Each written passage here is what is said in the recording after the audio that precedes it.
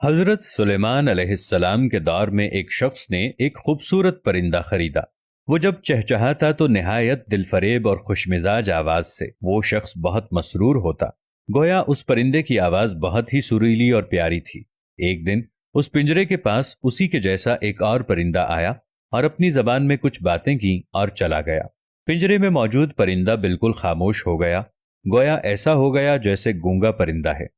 اس کے مالک نے 2-3 دن انتظار کیا مگر پرندہ بالکل خاموش رہا۔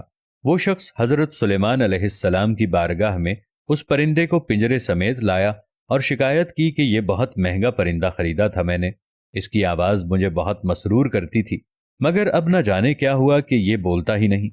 حضرت سلیمان علیہ السلام جو جانوروں، چرند پرند سب کی بولیاں جانتے تھے، انہوں نے پرندے سے پوچھا، کیا وجہ ہے جو تم خاموش ہو گئے ہو؟ وہ پرندہ عرض گزار ہوا، اے اللہ